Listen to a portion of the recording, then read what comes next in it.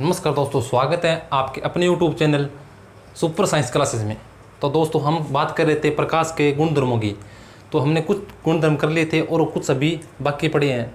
तो उन बाकी पड़े गुणधर्मों की आज हम क्लास लेने वाले हैं। तो देखिए, आज का हमारा जो गुणधर्म का टॉपिक होगा वह है परावर्तन। परावर्तन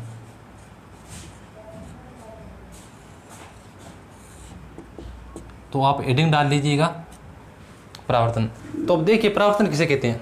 परावर्तन किसी प्रकाश किरण का एक माध्यम से जाते हुए चमकीली सतह से टकराकर वापस उसी माध्यम में लौट आने की घटना को क्या कहते हैं? प्रकाश का परावर्तन कहते हैं। तो लिखिए आप, प्रकाश किरण का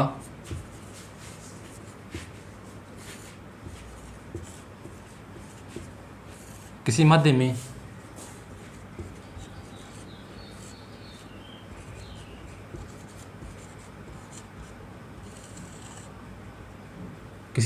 चमकीली सतह से टकराकर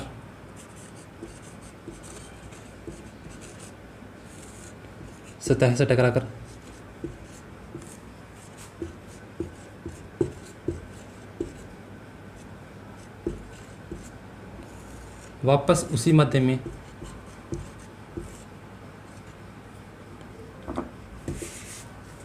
चमकीली सतह से टकराकर वापस उसी माध्यम में लौट आने की घटना को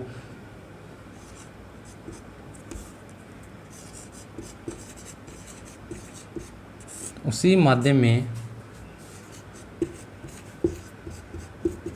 लौट आने की घटना को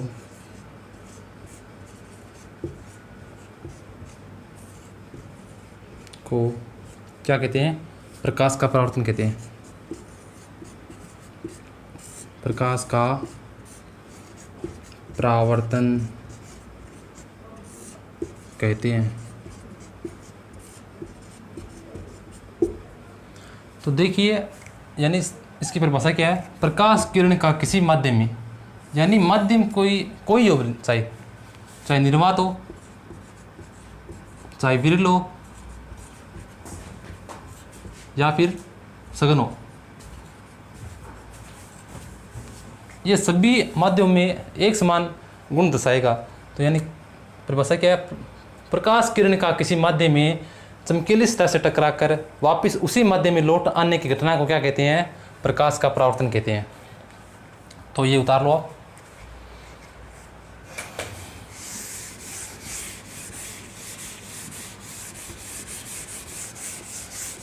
अब देखिए, इसके नियम क्या है।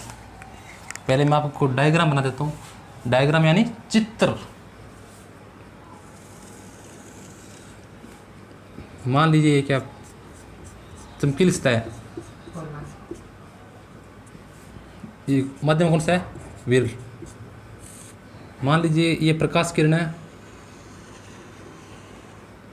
चमकीली सतह से टकराकर वापस उसी माध्यम में चली जाएगी। इस घटना को क्या कहेंगे हम? प्रकाश का परावर्तन।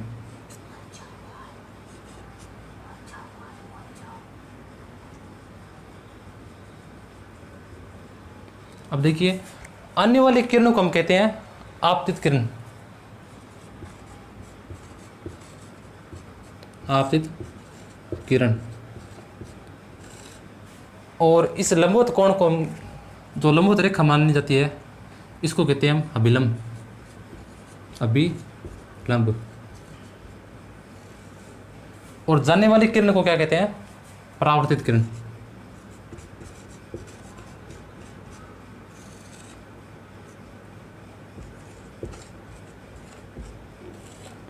अब अभिलंब और आपतित किरण के मध्य बनने वाले कोण को कहते हैं हम आपतन कोण, आई। और अभिलंब और परावर्तित किरण के मध्य बनने वाले कोण को हम कहते हैं आर, परावर्तन कोण। यानी आई होते हैं आपतन कोण,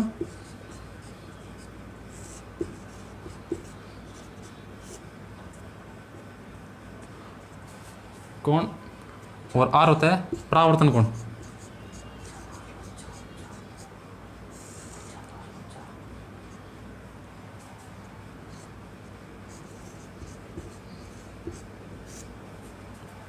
यानी इसका एक नियम लिखो आप। नियम पूछ लिया जाता है, नियम होता क्या है? इसका एक विशेष नियम है कि आपतित किरण अभिलंब और परावर्तित किरण हमेशा एक ही तल में उपस्थित होते हैं। यानी ये हमेशा एक ही तल में होते हैं, अलग अलग नहीं होते। और दूसरा नियम है इसका, आपतन कोण आई और परावर्तन कोण आर हमेशा बराबर होते हैं। यानी जितना कोण आई होगा उतना ही कोण होगा आर।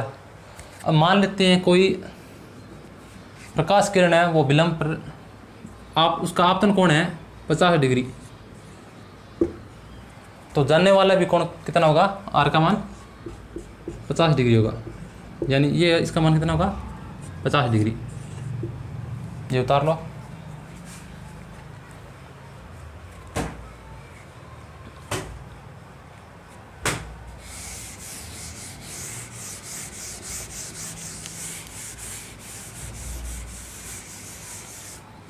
अब देखिए परावर्तन के दो भाग है।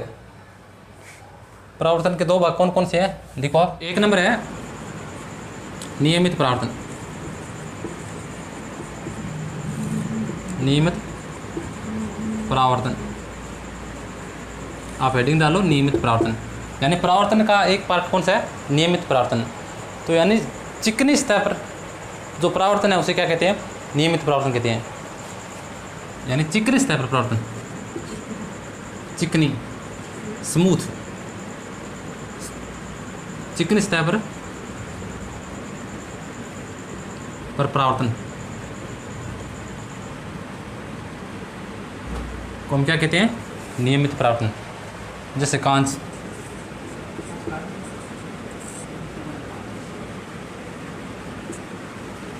मान लीजिए एक सतह जो चिकनी है, दर्पण मान लीजिए, दर्पण। यानी दर्पण पर जो परावर्तन होता है वो कौन सा परावर्तन होता है? नियमित परावर्तन। यानी इस पर जो अभिलंब के मध्य बनने वाले दोनों कोण आई और आर हमेशा क्या होते हैं? बराबर होते हैं। नियमित परावर्तन में आई और आर कोण हमेशा क्या होते हैं? बराबर होते हैं। अब दूसरा देखो आप,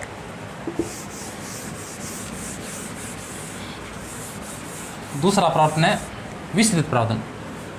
नंबर 2 क्या है? विसरित परावर्तन।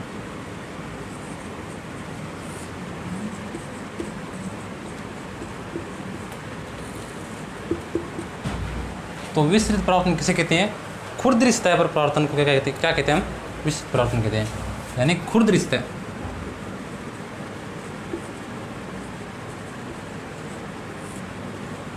सतह पर परावर्तन।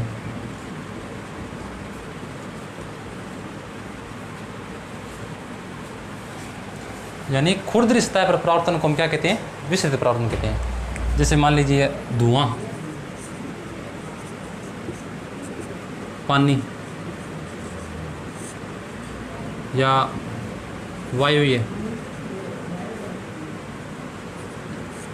वायु आदि, जैसे ये इस प्रकार को सतह मान लेते हैं हम जो खुरदरी है। तो इस पर जो आई और आर के कोणों के मान होंगे वो बराबर नहीं होंगे, वैसे क्या होंगे? अलग अलग होंगे। इसमें अलग होंगे, इसमें अलग होंगे।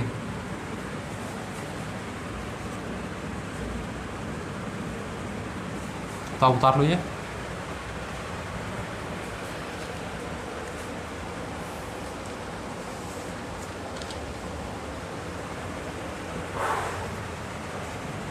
अब आगे का पार्ट है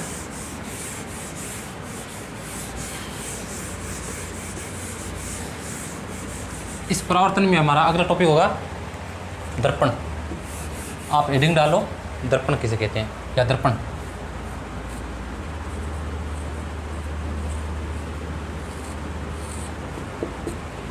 अब देखिए दर्पण किससे बने होते हैं? सबसे पहले ये जानना जरूरी है कि दर्पण होता है क्या या किससे बने होते हैं? दर्पण बने होते हैं AgNO3 से। किससे? AgNO3 से।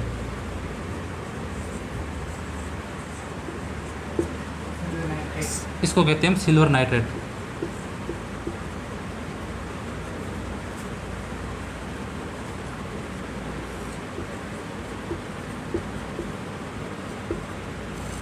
या फिर 1 नंबर 2 नंबर किसे बनते हैं, Ag यानी सिल्वर से।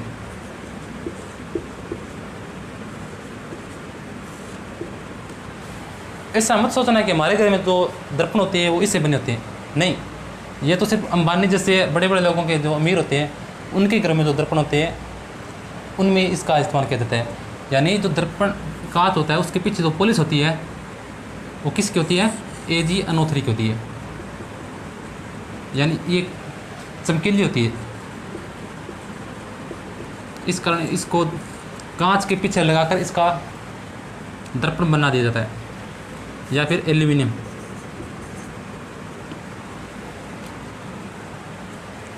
इसको उतार लो।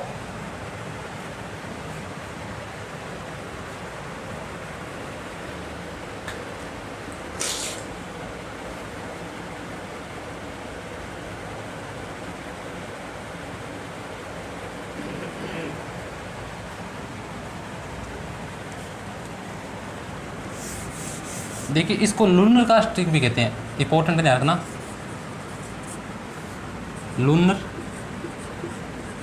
कास्टिक।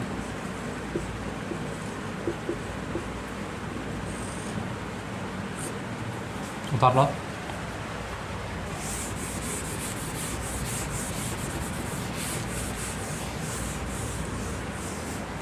अब देखिए दर्पण के कई प्रकार होते हैं, जिसमें 1 नंबर मान लीजिए दर्पण के कई प्रकार होते हैं। 1 नंबर है समतल दर्पण और दूसरा है गोली दर्पण। देखिए समतल दर्पण, 1 नंबर है समतल दर्पण।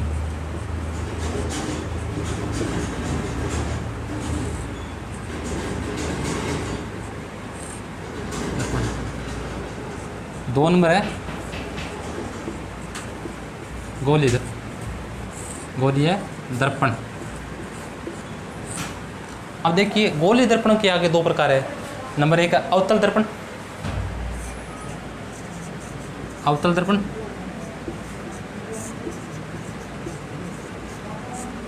और नंबर 2 है उत्तल दर्पण।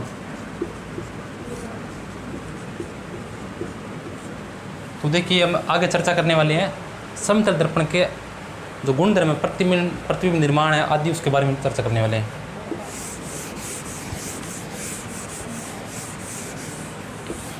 तो आप हेडिंग डाल लो 1 नंबर समतल दर्पण।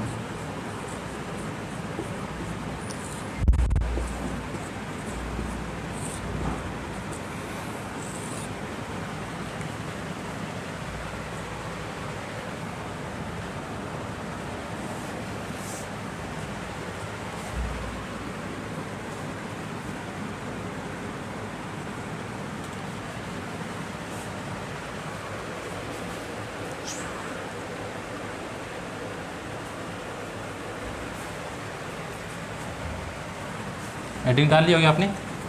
तो हम देखते हैं इसके प्रतिबिंब निर्माण के नियम, प्रतिबिंब निर्माण के नियम। देखिए जो समतल दर्पण होता है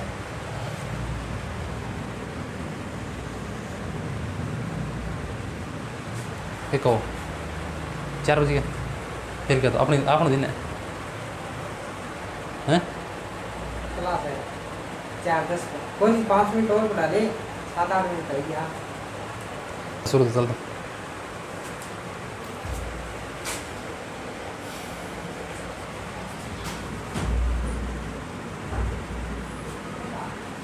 मान लीजिए दर्पण है,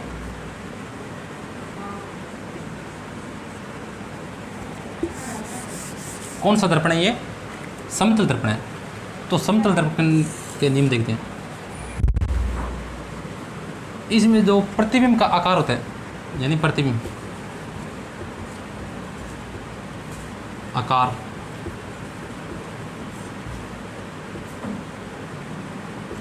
आकार कितना होता है, आकार होता है बिंब के समान होता है।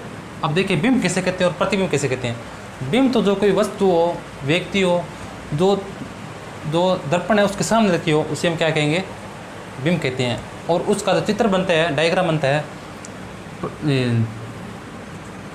इस दर्पण में, उसे हम कहते हैं प्रतिबिंब। तो प्रतिबिंब का आकार कितना होगा? बिंब के समान होगा, बिंब के समान समान। यानी मान लीजिए कोई बिंब की ऊंचाई है 5 मीटर,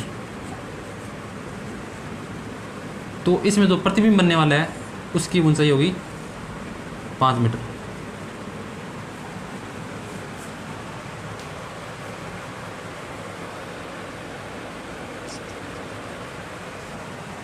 नंबर 2 है प्रतिबिंब की स्थिति। प्रतिबिंब की स्थिति होती है दर्पण के पीछे, दर्पण के पीछे। आकार हो गया बिंब के समान, स्थिति दर्पण के पीछे, और ये जो प्रतिबिंब बनता है ये हमेशा बिंब के पार्श्व उल्टा होता है, पार्श्व उल्टा होता है।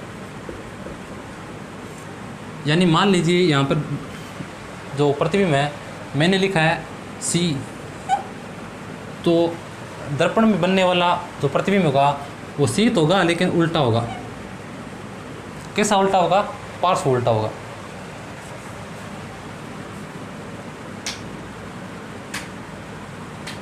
ये उतार लो आप।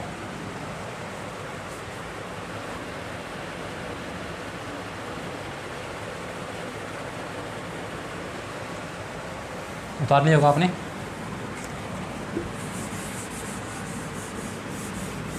और जो बनने वाला प्रतिबिंब होगा वो आभासी होगा,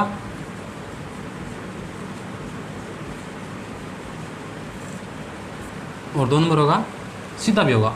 ये हमेशा क्या होगा? सीधा होगा, उल्टा नहीं होगा।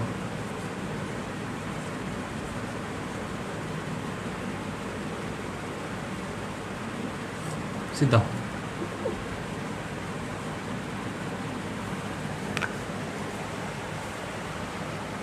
उतार लो।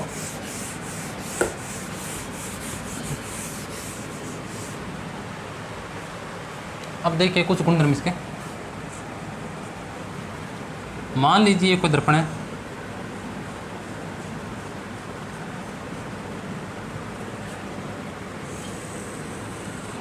अगर कोई वस्तु इसके सामने v वेग से आ रही है, किस वेग से आ रही है? v वेग से आ रही है, तो दर्पण के पीछे जो प्रतिबिंब बनता है वो भी इसके, जो मान लीजिए आप दौड़ रहे हो इस दर्पण की तरफ v वेग से, तो आपको अपना जो छवि है या पर प्रतिबिंब है वो आपको दुगना गति से आते हुए प्रतीत होगा, यानी 2v वेग से आते हुए हमको दिखाई देंगे। कौन से वेग से? 2v वेग से।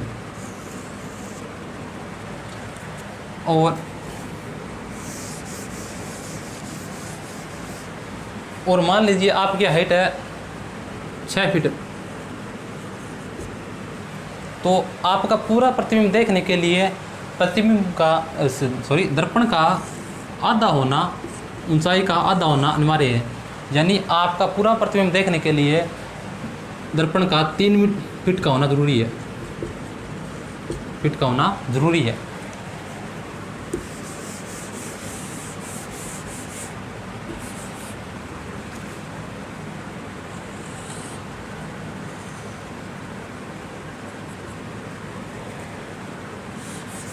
सॉरी,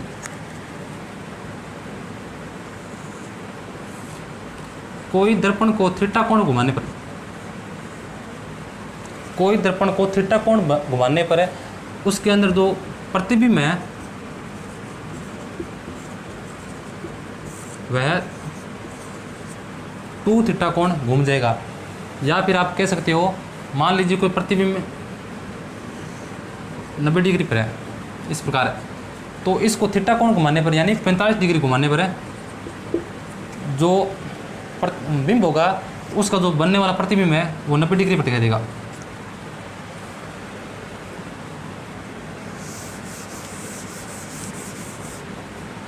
तो दोस्तों आपको समझ में आ गया होगा। तो इसका अगला भाग है गोलीय दर्पण। 2 नंबर क्या है? गोलीय दर्पण।